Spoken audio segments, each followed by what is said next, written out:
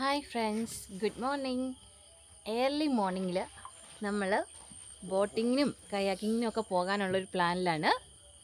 അപ്പോൾ ഗസ് നമ്മളിന്ന് എവിടെയാണെന്ന് പറയാൻ പറ്റുമോ? എനിക്കൊരു 2 ദിവസം അടുപ്പിച്ച് അവധി കിട്ടിയപ്പോൾ ഞാൻ അഞ്ജുവിനെ കാണാൻ ട്രിവാൻഡ്രം വന്നതാണ്. ട്രിവാൻഡ്രം വന്നപ്പോൾ ആൽബിയും ഉണ്ട്. എങ്കിൽ പിന്നെ 3 പേർക്കും കൂടെ പെട്ടെന്നൊരു പ്ലാൻ ചെയ്ത് ജസ്റ്റ് 2 ഡേയ്സ് ട്രിപ്പ് വെച്ചാൽ എന്താണ് എന്നുള്ളൊരു ഐഡിയ തലയിലുദിച്ചു. അങ്ങനെ ഇറങ്ങി തിരിച്ചാണ് ഈ ട്രിപ്പ്. നമ്മൾ മൺട്രോ ഐലൻഡിലാണ്. രാവിലെ വള്ളത്തിൽ ചുറ്റാൻ വേണ്ടി സ്ഥലമെല്ലാം കാണാൻ വേണ്ടിയിട്ട് ഇറങ്ങിയിരിക്കുക. അപ്പോൾ പോകുമ്പോൾ ഇനി ബോട്ടിങ്, പിന്നെന്താണ് കയാക്കിങ്, അങ്ങനെയുള്ള കാര്യങ്ങളൊക്കെ ആക്ടിവിറ്റീസൊക്കെ ഇവിടെ ഉണ്ട്. അത് എന്ത് ചെയ്യണം വേണ്ടെന്നുള്ളത് നമ്മുടെ ഇഷ്ടം. ഇപ്പം നേരെ വെളുത്തപ്പോൾ നമ്മൾ ജസ്റ്റ് കാണാൻ വേണ്ടിയിട്ട് ഇറങ്ങിയ, സൂര്യൻ ഉദിച്ച് വന്ന് ഇപ്പോൾ ഭയങ്കര വെയിലാവുന്നതിന് മുമ്പ് സ്ഥലമൊക്കെ കാണാൻ വേണ്ടിയിട്ടായിട്ട് ഇറങ്ങി. നമ്മളെ വള്ളത്തെ കൊണ്ടുപോകുന്നത് ഈ ചേട്ടനാണ്.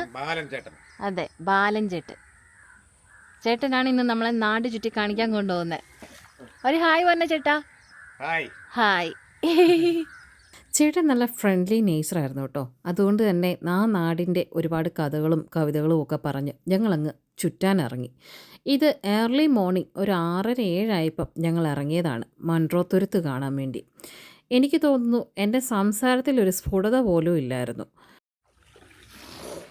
ഇതേ ഒരു റോഡിൻ്റെ അടിയിൽ കൂടെ, ആ പാലത്തിൻ്റെ അടിയിൽ കൂടെ നമ്മളിങ്ങനെ ടേൺ ചെയ്തിട്ട് ഇനി പോവാണ്.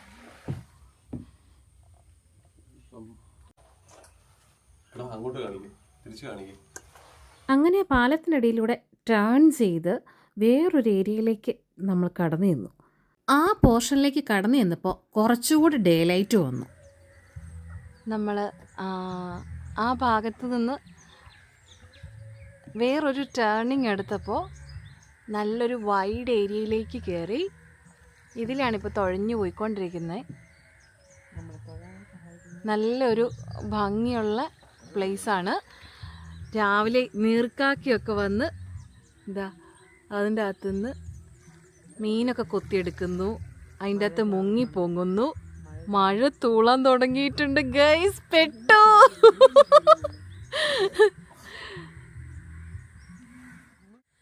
മഴ നമ്മൾ തീരെ എക്സ്പെക്റ്റ് ചെയ്തില്ലായിരുന്നു. ചെറുതായിട്ട് പൊടിഞ്ഞു തുടങ്ങിയിട്ടുണ്ട്.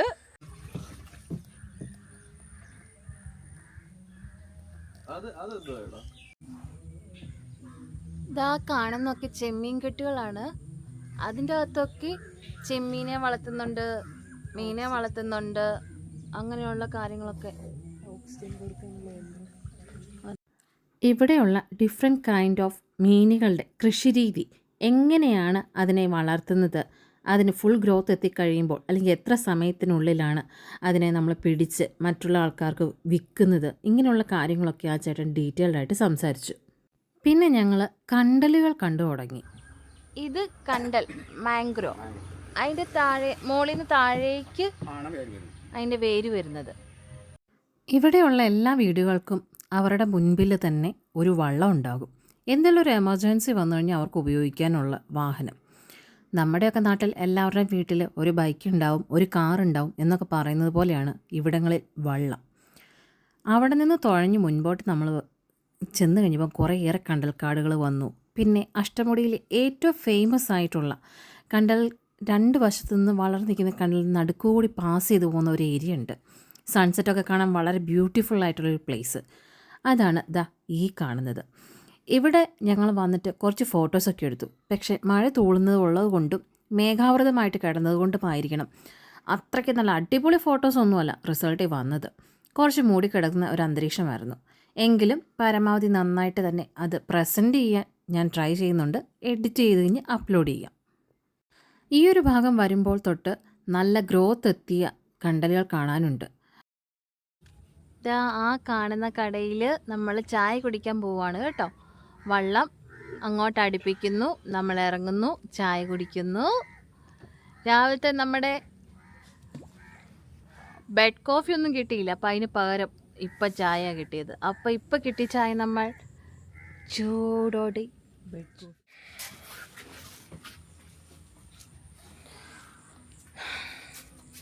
ഒരു ചായയും ഒരു കോഫിയും മേടിച്ച്. അങ്ങനെ ഞങ്ങൾ കരയ്ക്ക് വന്നു, ചായയൊക്കെ മേടിച്ചു കേട്ടോ. നല്ല ടേസ്റ്റുള്ള ചായ ആയിരുന്നു. വിശന്നിരുന്നുകൊണ്ടാണോന്നും അറിയത്തില്ല, അമിതമായിട്ടുള്ള ടേസ്റ്റൊക്കെ തോന്നും.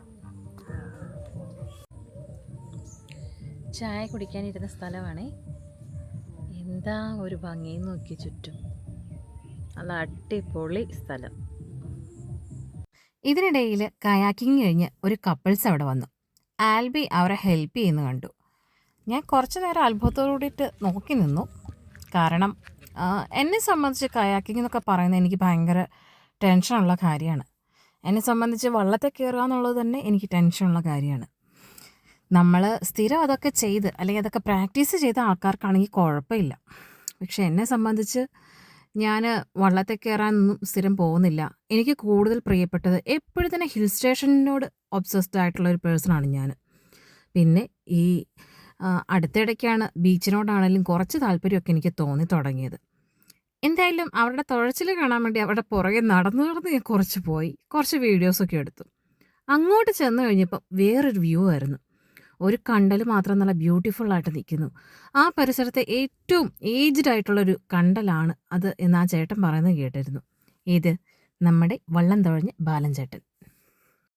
ആ കപ്പിൾസ് അങ്ങ് ദൂരേക്ക് കയാക്കിങ് ചെയ്ത് പോകുന്നിടം വരെ ഞാനിങ്ങനെ നോക്കി നിന്നു.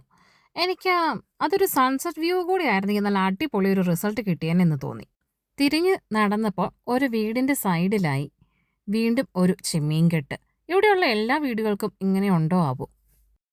വീണ്ടും ആ കണ്ടലിൻ്റെ ചോട്ടിൽ കൂടെ ഒരു വള്ളം തുഴഞ്ഞു വരുന്നത് ഒരു ബ്യൂട്ടിഫുൾ സീനായിരുന്നു. അതൊരു സൺസെറ്റ് വ്യൂ ആയിരുന്നെങ്കിൽ ഒരു പക്ഷേ അടിപൊളി ഒരു റിസൾട്ട് കിട്ടുമെന്ന് എനിക്ക് തോന്നി. ക്യാമറയിൽ ഞാൻ കുറച്ച് പിക്ചേഴ്സൊക്കെ എടുത്തിരുന്നു. വർഷങ്ങളായി ഞാൻ യാത്ര ചെയ്യാൻ തുടങ്ങിയിട്ട്. ഇങ്ങനെ നമുക്ക് പോകാൻ സാധിക്കുന്ന സമയങ്ങളിൽ ഓരോ യാത്രകൾ ചെയ്യുമ്പോഴും അതിൽ വീഡിയോസും ഫോട്ടോസും എടുത്ത് വെക്കുന്നത് ഏറ്റവും നല്ലതാണ്.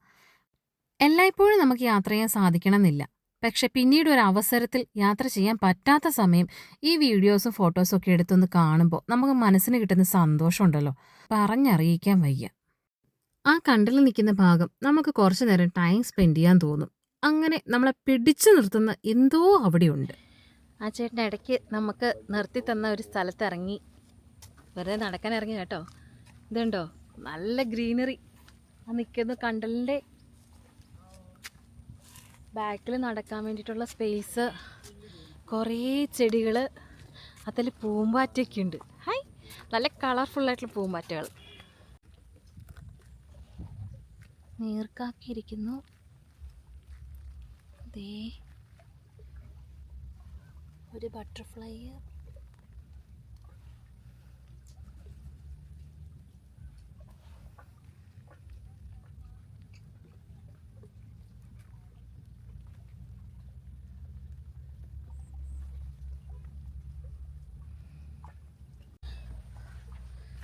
ഇവിടെ ചില ചെടികളിലേ ഒരുപാട് ബട്ടർഫ്ലൈസ് വന്നിരിക്കുന്നുണ്ട്. നല്ല രസമാണ്. നമുക്ക് നമ്മുടെ നാട്ടിൽ ആളുകൾ വരുമ്പോൾ ബട്ടർഫ്ലൈസൊക്കെ പറന്നു പോകും. ഇവിടെ അതേപടി അവരങ്ങോട്ടും ഇങ്ങോട്ടും ഇരുന്ന് അവരുടേതായ രീതിയിൽ ഇങ്ങനെ തേനൊക്കെ കുടിച്ച് അങ്ങനെയൊക്കെ ഇരിക്കുന്നു. വീണ്ടും അവിടെ നിന്ന് യാത്ര തുടർന്നു. എനിക്ക് തോന്നുന്നു ഈ സ്ഥലത്തെ പക്ഷിമൃഗാദികൾക്കൊന്നും മനുഷ്യനെ പേടിയില്ല. കാരണം അവരുടെ സ്ഥലമാണെന്ന് അവർക്ക് നല്ല ബോധ്യമുണ്ട്. അതുകൊണ്ട് തന്നെ നിങ്ങൾ വേണമെങ്കിൽ പോയിക്കോ എന്നുള്ളൊരു മൈൻഡിലാണ് എല്ലാവരും ഇരിക്കുന്നത്. ആ പോകുന്നത് കണ്ടോ, അതൊരു പരുന്താണ്. വീണ്ടും കണ്ടൽക്കാടുകൾക്കിടയിലൂടെ യാത്ര തുടർന്നു. ഇതാ അവിടെ കണ്ടോ, അവിടെ കണ്ടലില്ല. സോ അതിൻ്റെ കാ കൊണ്ടുപോയി കുത്തിവെച്ച് കിളുത്ത് വന്നിരിക്കുന്നതാണ് ആ കാണുന്നത്. ഈ ഏരിയയിലെല്ലാം ഇനി വരുമ്പോൾ കണ്ടലൊക്കെ വളർന്നു വരും. നെക്സ്റ്റ് ടൈം നമ്മൾ വരുമ്പോഴത്തേക്കും ഇവിടെ വലുതായിട്ട് ഇങ്ങനെ ഇരിക്കും. ഓ, കണ്ടൽ 6 തരമാണ്. അതിലൊരു ടൈപ്പാണ് കേട്ടോ, ടൈപ്പ് ഓഫ്. അതിൻ്റെ വേര് കണ്ടോ, കുഞ്ഞു കുഞ്ഞു വേരാണ്. അതിൻ്റെ ലീവ്സും കണ്ടോ, കുഞ്ഞു ലീവ്സാണ്, തീരെ ചെറിയ ചെറിയ. നമ്മൾ നേരത്തെ കണ്ട കണ്ടൽ പോലല്ല. ബാലൻചേട്ടൻ പറഞ്ഞു തന്നാണ് 6 സ്പീഷീസാണ് കണ്ടലുകൾ നിലവിൽ അവിടെ കാണപ്പെടുന്നത്. അത് പല കൈൻസ് ഉണ്ട്. ചിലതിന് ഇലയ്ക്ക് നീളം കൂടുതലുള്ളത്, ചിലത് തീരെ ചെറിയ ഇലയുള്ളത്, വേരിന് നീളം കൂടുതലുള്ളത്, വീതി കൂടുതലുള്ളത്, ചിലത് വേര് ആഴത്തിലേക്ക് ഇറങ്ങുന്ന ടൈപ്പ്, അങ്ങനെ പല വിധത്തിലുള്ളത്. ഇതിൽ അവിടെ കാണപ്പെടുന്ന 6 സ്പീഷീസിൽ നമ്മളെ കാണിച്ചു തരാൻ പറ്റുന്ന 3-4 എണ്ണം കാണിച്ചു തന്നു. ഇതിനിടയിൽ ദേ വള്ളം കൊണ്ട് ആളുകൾ പോകുന്നു അങ്ങോട്ടും ഇങ്ങോട്ടും. ചില വെള്ളത്തിലൊക്കെ മണ്ണെടുത്ത് കൊണ്ടുപോകുന്നുണ്ട്. അത് ഞങ്ങൾ ഇടയ്ക്ക് 1-2 കണ്ടു. ആ ചേട്ടൻ പറഞ്ഞു മണ്ണെടുത്തിട്ട് പോകുന്നത് ഏർലി മോർണിംഗ് അവരിറങ്ങും. അവർക്ക് ഒരു വള്ളം നിറയെ മണ്ണെടുത്ത് കൊടുക്കുന്നതിന് 1000 രൂപ കിട്ടും. അതാണ് അവരുടെ ജീവിത വരുമാന മാർഗം. അപ്പോൾ അത് ഒരു ലോഡ് എത്രയൊക്കെയാണ് വരുന്നത്? അത്രയും.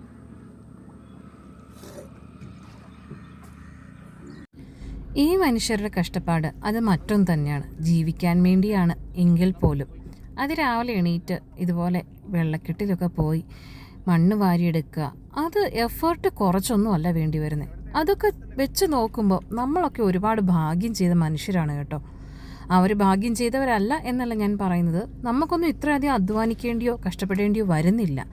അതുകൊണ്ട് തന്നെ എൻ്റെ അപ്പൻ പറയുന്ന വാക്കുകൾ ചില സമയം ശരിയാണെന്ന് എനിക്ക് തോന്നാറുണ്ട്. നിനക്കൊക്കെ എല്ലിൻ്റെ ഇടയിൽ കുത്തിയിട്ടാണ് നീയൊക്കെ ഇത്രയധികം അഹങ്കാരം കാണിക്കുന്നതെന്ന്. ആക്ച്വലി അഹങ്കാരം കാണിക്കുന്നില്ലെങ്കിൽ പോലും നമുക്ക് പലതിൻ്റെയും വില മനസ്സിലാവുന്നത് നമ്മളെക്കാളേറെ കഷ്ടപ്പെട്ടിട്ട് മറ്റുള്ള ആൾക്കാർ ഓരോന്ന് ചെയ്യുന്നത് കാണുമ്പോഴാണ്. അതുവരെ നമുക്ക് ലഭിച്ചുകൊണ്ടിരിക്കുന്ന പല ഫെസിലിറ്റീസിൻ്റെയും വാല്യൂ നമുക്കറിയില്ല. നമുക്കത് മനസ്സിലാക്കാനുള്ള മനസ്സില്ലെന്നുള്ളതാണ് വാസ്തവം. വീണ്ടും വെള്ളം ചെറിയ തോട്ടിലേക്ക് പ്രവേശിച്ചു. ഇനിയിപ്പം ഒരുപാട് നേരമൊന്നും ഇവിടെ സ്പെൻഡ് ചെയ്യാനില്ല. ടോട്ടൽ 1 hour ഓർ 1.5 hour ആണ് ടൈം പറഞ്ഞിരുന്നത്. ആ സമയത്തിനുള്ളിൽ ഞങ്ങൾക്ക് വിശക്കാനും തുടങ്ങി. ചായ കുടിച്ചതുകൊണ്ട് മാത്രമാണ് ഇത്രയധികം നേരം ഇരിക്കാൻ പറ്റിയത്. ഇതിനിടയിൽ അഞ്ജുവിൻ്റെ കുറേ സംശയങ്ങളും. കേരളത്തിന്റെ ഇന്ത്യയുടെ കരിമീനൊന്നും